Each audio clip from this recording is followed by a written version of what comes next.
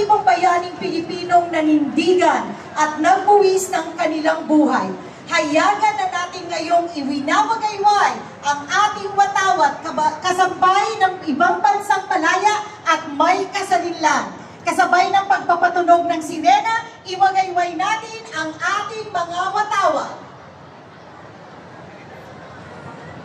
Pilipinas kong mahal, ang dakilang bayan, duyan ka ng katipunan, ang alab ng himagsikan, sa puso mo ay nabuhay, Caloocan mo tiyang bayan, lungsod naming minamahal, tagumpay mo at kaunlaran, lagi naming dinarasal.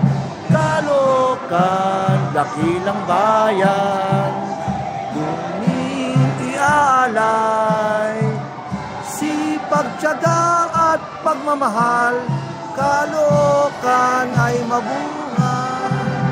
Caloocan, dakilang bayan. Muli, maligayang araw ng kalayaan sa ating lahat. Mabuhay ang Pilipinas! Mabuhay ang bawat Pilipino!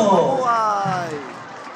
Mga kababayan, sa pagtatapos ng ating programa, naway huwag matapos dito ang ating pagninilay. Ang kalayaan ay hindi nagtatapos sa mga selebrasyon ng paglulita. Ito'y nagsisimula sa ating mga tahanan, sa mga desisyong ginagawa sa araw-araw.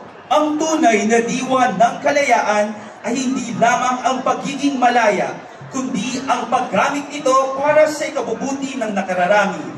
Mula sa mga salita ng kagalang-galang na Senadora Miriam Defensor Santiago.